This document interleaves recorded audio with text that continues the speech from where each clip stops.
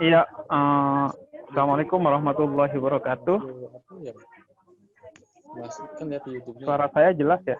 Kan kalau Habib ya, tapi dia tuh tidak mencerminkan Habib. Habib kan kalau kita ngebak. Iya, iya, saya malam ini sebenarnya lagi di Jogja. Tadi tiba-tiba udah David langsung menunjuk, dan kalau sudah ditunjuk sama David ya saya bisa apa gitu. Padahal kayak kurang tepat lah posisi saya sebagai pemateri di tempat ini. Apalagi tadi sudah banyak diulas secara akademis oleh pemateri-pemateri sebelumnya. Dan ngomong-ngomong ini saya sedang cosplay sebagai Habib Berkemajuan pada malam hari ini. Ini lanjutan dari cosplay sebelumnya. Dulu saya di majalah Lazismu selama 1 tahun bersama David. Jadi ya ini bagian dari pendidikan agama Islam pluralistis lah. Nah, tapi paling tidak kesempatan ini saya akan manfaatkan sebaik-baiknya. Yang utama adalah untuk menyampaikan ucapan selamat tahniah kepada Profesor Abdul Mukti atas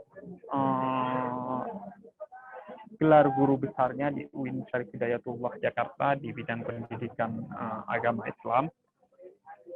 Dan kepada teman-teman semua, terima kasih atas waktunya dan atas undangannya. Iya, saya ketika tadi diminta oleh David untuk ikut menjadi pembicara pada malam hari ini, saya punya kesempatan walaupun tidak panjang untuk membaca beberapa rangkuman dari apa yang disampaikan oleh Profesor Abdul Mukti dalam penganugerahan guru besarnya di UIN Syarif Hidayatullah Jakarta dengan judul PAI Pluralistis.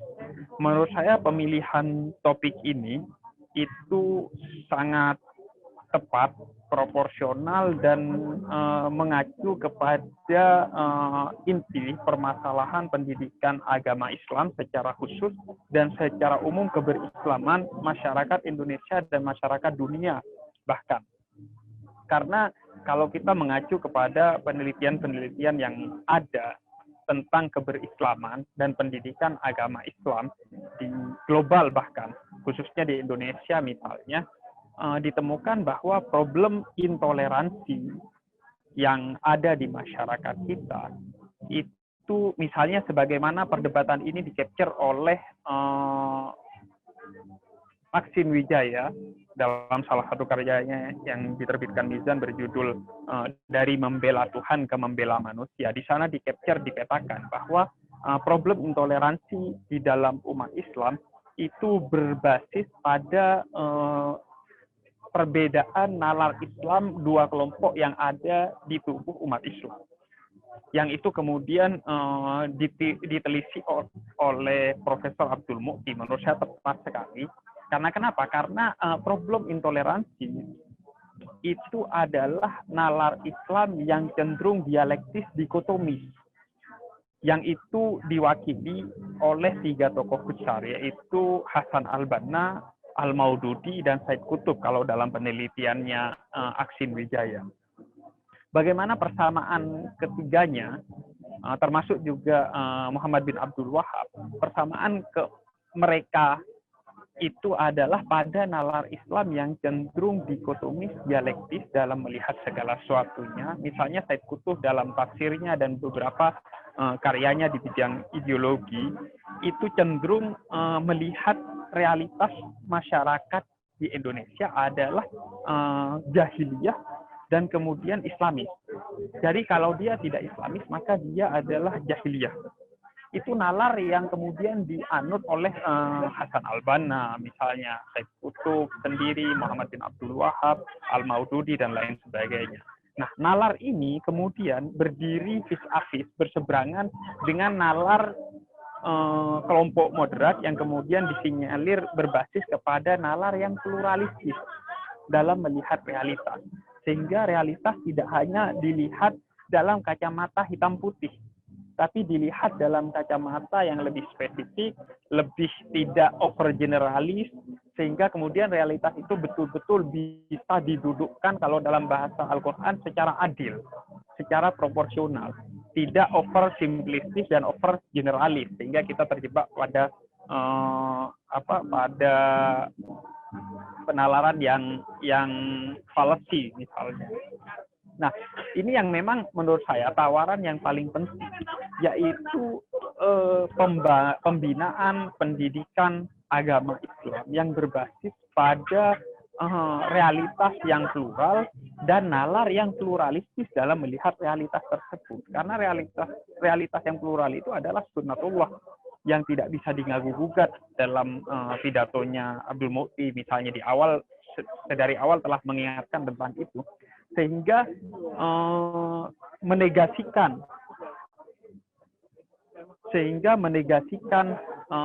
realitas plural tersebut, artinya menegasikan sunatullah yang dari awal telah dicanangkan oleh Allah di atas muka bumi ini, sehingga nalar-nalar yang cenderung dikotomis dialektis seperti Said Qutb, Al-Maududi itu akan cenderung bermasalah secara realitas, meskipun misalnya secara konseptual, misalnya kalau kita bicara secara konseptual dalam konteks dalil-dalilnya mungkin bisa dipertanggungjawabkan, bisa dilihat secara akademis, tapi itu akan berbenturan dengan realitas yang ada di tengah masyarakat, sehingga nalar tersebut perlu direformasi menuju nalar yang pluralistis.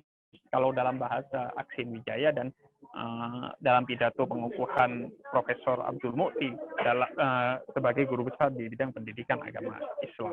Jadi menurut saya itu pilihannya adalah sebenarnya agak berat pilihannya.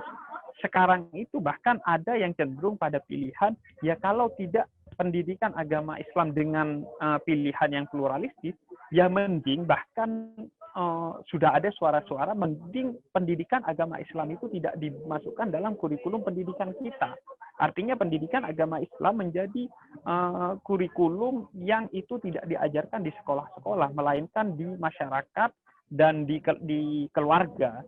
Karena faktanya, misalnya, pendidikan agama Islam kita masih jauh dari pendidikan agama Islam yang pluralistis.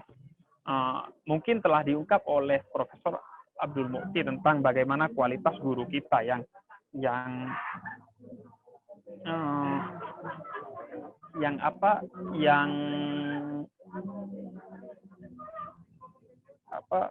tentang masalah pada kompetensi guru-guru kita. Namun di sisi lain, menurut saya di setiap segmen pendidikan kita ada masalah yang cukup serius. Misalnya kalau kita mengacu kepada 3 poin, yaitu tentang kognitif, kemudian afektif, dan psikomotorik. Sejak di kognitif sudah ada masalah yang serius dalam pendidikan agama Islam kita. Misalnya yang kemudian menjadi isu tahun lalu di tahun 2018 atau 2019, masalah kognitif dalam pengajaran kurikulum kita, itu adalah misalnya dalam konteks sejarah Islam. Saya sering sampaikan ini. Sejarah Islam dijelaskan dalam frame perang. Saya ingat sekali bagaimana pendidikan agama Islam saya sejak SD dan di buku-buku pengajaran Islam, di mana ini diakui oleh Kemenak, bahwa pengajaran agama Islam itu cenderung menjelaskan posisi Islam dan Nabi Muhammad dalam frame perang. Misalnya Nabi Muhammad dijelaskan dalam pengajaran-pengajaran agama Islam, Nabi Muhammad dalam perang Badar, Nabi Muhammad dalam perang Uhud, Nabi Muhammad dalam perang Hunain, Nabi Muhammad dalam perang ini dan perang itu, sampai Nabi Muhammad meninggal. Walaupun kemudian di sisi kontennya ada nilai-nilai toleransi mungkin di dalamnya, tapi sedari frame-nya sudah di-frame dalam penjelasan bahwa Nabi Muhammad itu seolah-olah isi hidupnya adalah perang dan perang. Sehingga itu yang kemudian menjadi frame berpikir ada anak didik tentang pribadi Nabi Muhammad atau bahkan secara keseluruhan tentang Islam itu sendiri. Itu menurut saya poin pertama dalam aspek kognitif.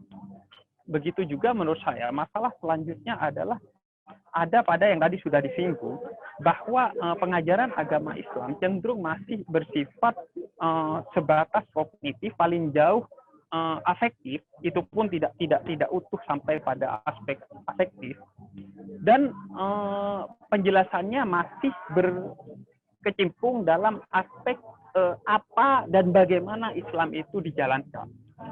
Misalnya, tidak sampai pada mengapa ajaran-ajaran Islam itu harus kita lakukan. Jadi paling jauh tentang misalnya sholat. Sholat itu paling jauh adalah apa dan bagaimana tentang sholat itu sendiri. Tapi mengapa sholat itu menjadi satu kewajiban bagi seorang muslim, itu cenderung luput dari perhatian pengajaran pendidikan agama Islam. Sehingga seseorang kita akan menghadapi realitas di masyarakat bagaimana keberislaman umat Islam menjadi sangat kental dan sangat kuat dalam aspek menjalankan ritual, tapi kendor dalam aspek sosialnya. Padahal semua aspek ritual dari Islam itu sendiri kan sebenarnya berorientasi sosial. Misalnya sholat itu sendiri, inna sholata tanha 'anil fahsya'i wal munkar. Sholat itu seharusnya membuat kita menjadi pribadi yang aware bagi aspek sosial kita, membuat kita terjauhkan dari sikap keji dan mungkar terhadap masyarakat yang ada di sekitar kita. Nah, aspek itu tidak sampai kepada masyarakat kita, sehingga semakin orang sholat tidak membawa pertumbuhan, tidak mengkonstruksi kepribadiannya secara sosial menjadi lebih baik. Begitu juga dalam aspek-aspek lain, lah. Itu jamaah haji, kita kirim jamaah haji berapa ratus ribu setiap tahun. Lain lagi pengiriman jamaah umroh. Tapi sampai sekarang apa yang didapat oleh jamaah haji kita?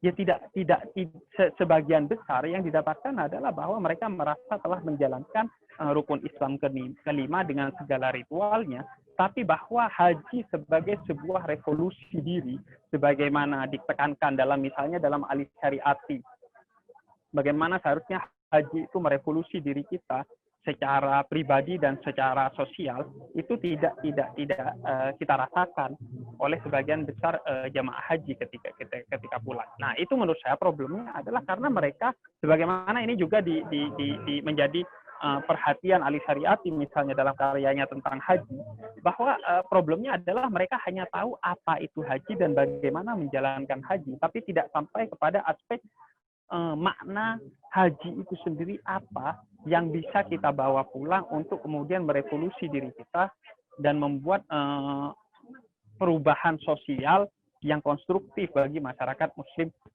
di Indonesia. Dan poin yang ketiga adalah pada aspek psikomotorik, bahwa kita meyakini, saya meyakini bahwa pendidikan Islam itu kan, kalau kita mau menggarisbawahi, utamanya tidak pada aspek yang bersifat kognitif, tapi aspek yang bersifat psikomotorik. Bagaimana misalnya Nabi itu kan sebenarnya poin utamanya ilmu itu dalam Islam adalah laku atau akhlak. Bagaimana tadi di materi awal telah disampaikan, misalnya teologi Al-Ma'un tidak akan bergerak kepada surat lain sebelum ia menjadi laku, sebelum ia dipraktikkan oleh anak didiknya.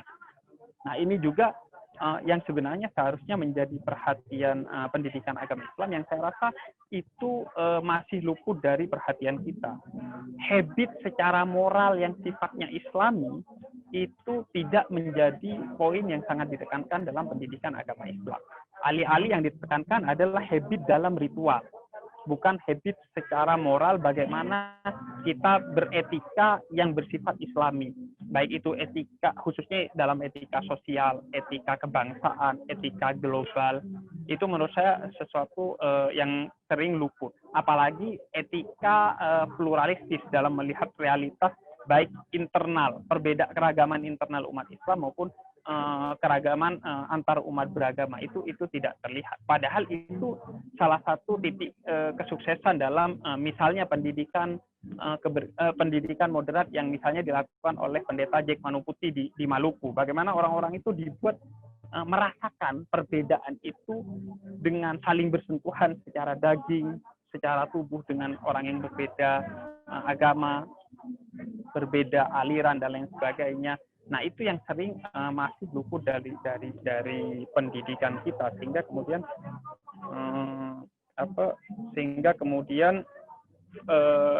kesalehan umat Islam sejauh ini dalam pandangan saya, dan sudah ada banyak penelitian, masih bersifat ritual, simbolik, formalistik, tapi jauh dari kata kesalehan yang bersifat sosial, sehingga peradaban Islam ya masih di situ-situ aja, tidak bergerak jauh itu misalnya dalam beberapa dekade atau abad ini. Karena itu menurut saya penting pola pendidikan agama Islam yang pilihannya menurut saya sampai pada pilihan ya pluralistis atau tidak sama sekali mending, karena justru seringkali pendidikan agama Islam yang salah justru akan mencetak pribadi-pribadi Muslim yang memang justru bermasalah, bahkan sedari awal dalam konteks Islam itu sendiri sudah bermasalah.